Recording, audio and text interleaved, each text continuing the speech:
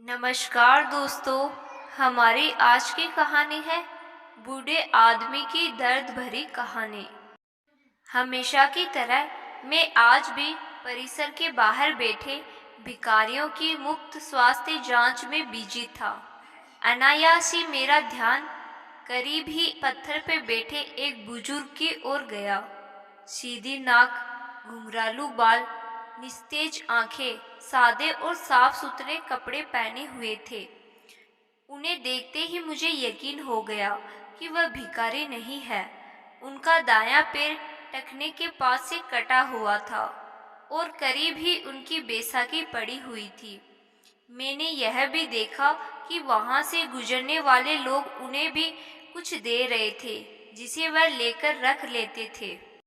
उनसे मिलने की इच्छा से जब मैं उनकी ओर बढ़ा तो कुछ लोगों ने मुझे पुकारा, उसके करीब न जाइए डॉक्टर साहब, वह बूढ़ा तो पागल है। लेकिन मैं उनके पास गया। सोचा कि जैसे दूसरों के सामने अपना हाथ फैला रहे थे वैसे ही मेरे आगे भी करेंगे। लेकिन मेरा अनुमान फिर गलत हो गया। उन्होंने मेरे सामने हाथ नहीं फैलाया। मैं उनसे बोला, बाबा, आपको भी कोई शारीरिक परेशानी है क्या?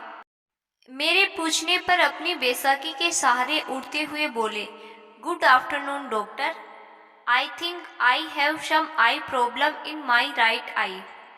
इतनी बढ़िया अंग्रेजी सुनकर मैं अवाक रह गया। फिर मैंने उनकी आंखें चेक की।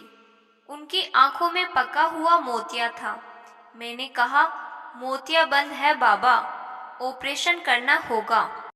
बुजुर्ग बोले, oh contract, I had contract operation in 2014 for my left eye in Ruby hospital. मैंने पूछा, बाबा आप यहाँ क्या कर रहे हैं? बुजुर्ग बोले, मैं तो यहाँ रोज ही 2 घंटे भीख मांगता हूँ सर। वह तो ठीक है बाबा, लेकिन आप भीख क्यों मांगते हैं? मुझे तो आप बहुत पढ़े लिखे लगते हैं। बुजुर्ग हंसे और बोले, पढ़े लिखे? मैं बोला, आप मेरा मजाक उड़ा रहे हैं बाबा। बाबा बोले, oh no doctor, why would I, sorry if I hurt you. मैं हर्ट की बात नहीं कर रहा हूँ, लेकिन मेरी कुछ समझ में नहीं आ रहा है। मैं बोला। बुजुर्ग बोले, समझ कर भी क्या करोगे डॉक्टर? अच्छा ओके, हम उधर बैठते हैं, वरना लोग तुम्हें भी पागल ही कहेंगे। बुजुर्ग फिर हंसने लगे। करीब ही एक वीरान टपरी थी। हम दोनों वहीं जाकर बैठ गए। वो बोले, doctor, I am mechanical engineer. बुजुर्ग ने अंग्रेजी में शुरुआत की। मैं कंपनी में सीनियर मशीन ऑपरेटर था। एक नए ऑपरेटर को सिखाते हुए मेरा पैर मशीन में फंस गया और यह बैसाखी हाथ में आ गई। कंपनी ने इलाज का सारा खर्च किया और बाद में कुछ रकम सौंपी और घर पर बिठा दिया, क्योंकि लंगड़े बैल को कौन काम पर रखता है सर। फिर मैंने उस पैसे से अपनी ही एक छोटी सी वर्कशॉप डाली, अच्छा मकान लिया। बेटा भी मैकेनिकल इंजीनियर है। वर्कशॉप को और बढ़ाकर उसने एक छोटी कंपनी और डाली। मैं चकराया और बोला, बाबा, तो फिर आप यहाँ इस हालत में कैसे? बुजुर्ग बोले, मैं किस्मत का शिकार हूँ। बेटे ने अपना बिजनेस बढ़ाने के लिए कंपनी और मकान दोनों बेच दिए। बेटे की तरक्की की खातिर मैंने भी कुछ नहीं कहा। सब कुछ बेच बाच कर वह अपनी पत्नी और बच्चों के साथ जापान चला गया और हम यहाँ रह गए। ऐसा कहकर बाबा हंसने लगे। मैंने साहस बटोरकर उनसे कहा, लेकिन बाबा, आपके पास तो इतना हुनर है कि जहाँ लात मारे वहाँ पानी निकाल दे। अपने कटे हुए पैर की ओर ताकते हुए बोले, लात कहाँ और कैसे मारूं, बताओ मुझे। बाबा की बात सुनकर मैं खुद भी शर्मिंदा हो गया। मुझे बहुत बुरा लगा। मैं झिझकता हुआ बोला, मेरा मतलब है बाबा कि आज भी आपको कोई भी नौकरी दे देगा। बुजुर्ग ठंडी सांस लेकर बोले, हाँ, और इसी कारण मैं एक वर्कशॉप में काम करता हूँ। मुझे 8,000 रुपये तनख्वाह मिलती है। मेरी तो कुछ समझ में नहीं आ रहा, तो फिर आप यहाँ कैसे? मैंने उनसे पूछा। बाबा ने आगे बताया, बेटे के जाने के बाद मैंने एक चोल में एक टीन की छत वाली खोली किराए पर ले ली। वहाँ मैं और मेरी पत्नी रहते हैं।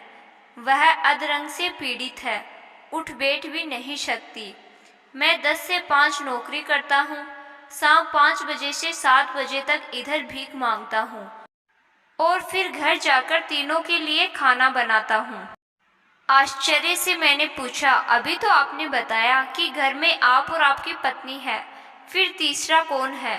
बुजुर्ग बोले, बचपन में ही मेरी माँ का स्वर्गवास हो गया था। मेरे दोस्त की माँ ने अपने बेटे जैसे मुझे भी पाला पोसा।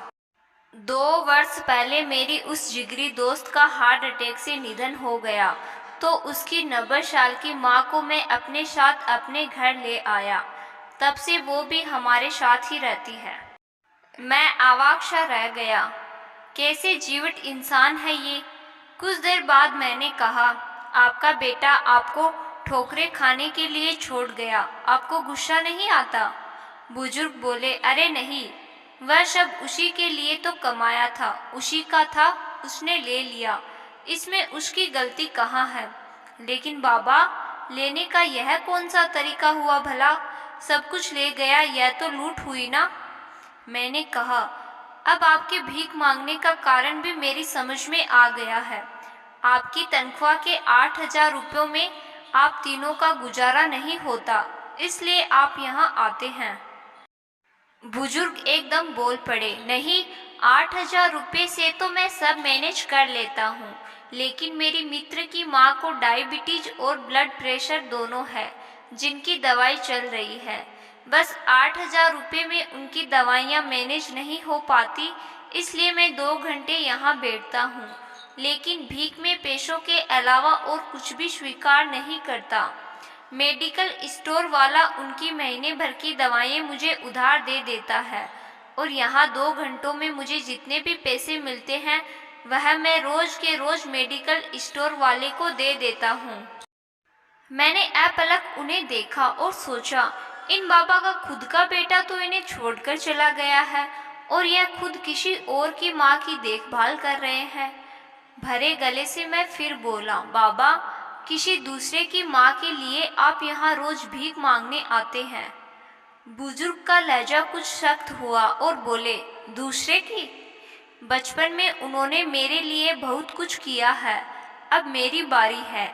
मैंने उन दोनों से कह रखा है कि मुझे 5 से 7 बजे तक एक और काम मिल गया है। मैं मुस्कुराया और बोला, अगर उन्हें पता लग गया कि आप 5 से 7 बजे तक यहाँ भीख मांगते हैं तो? अरे डॉक्टर, उन्हें कैसे पता लगेगा? दोनों तो बिस्तर पर है। मेरी हेल्प के बिना वे करवट तक नहीं बदल सकती और यहाँ कहाँ पता करने आएगी। बाबा की बात पर मुझे भी हंसी आई, लेकिन मैं उसे छिपा गया और बोला, बाबा, अगर मैं आपकी माँ जी को अपनी तरफ से नियमित दवाई दूं तो ठीक रहेगा ना? फिर आपको भीख भी नहीं मांगनी पड़ेगी। बुजुर्ग एकदम से बोले, नहीं डॉक्टर, आप भिखारियों के लिए काम करते हो। आप माँ जी के लिए दवाएं देंगे तो वह भी भिखारी कहलाएगी। मैं अभी समर्थ हूँ डॉक्टर, उनका बेटा भी हूँ मैं। मुझे कोई भिखारी कहेगा तो चलेगा, लेकिन उन्हें भिखारी कहलवाना मुझे मंजूर नहीं। अब मैं चलता हूँ, घर पहुँचकर अभी खाना भी बनाना है मुझे। मैंने निवेदन स्वरूप बाबा का हाथ अपने हाथ में लिया और बोला, बाबा, भिखारियों का डॉक्टर समझकर नहीं, अपना बेटा समझकर मेरी दादी के लिए दवाएं स्वीकार कर लीजिए। अपना हाथ छुड़ाकर बाबा बोले, डॉक्टर, अब इस रिश्ते में मुझे मत बांधो प्लीज। एक गया हमें छोड़कर, आज मुझे स्वप्न दिखाकर कल तुम भी मुझे छोड़ गए तो अब सहन करने की मेरी ताकत नहीं रही। ऐसा कहकर बाबा ने अपनी बैसाखी संभाली और जाने लगे। जाते हुए अपना एक हाथ मेरे सिर पर रखा और भर्राई ममतामयी आवाज में बोले, अपना ध्यान रखना मेरे बच्चे। शब्दों से तो उन्होंने मेरे पेश किए गए रिश्तों को ठुकरा दिया था, लेकिन मेरे सिर पर रखे उनके हाथ के गर्म स्पर्श ने मुझे बताया कि मन से उन्होंने इस रिश्ते को स्वीकारा था। उस पागल कहे जाने वाले मनुष्य के पीठ फेरते ही मेरे हाथ अपने आप प्रणाम की मुद्रा में उनके लिए जुड़ गए। तो दोस्तों, आशा करती हूँ कि आज की कहानी आपको पसंद आई होगी। धन्यवाद।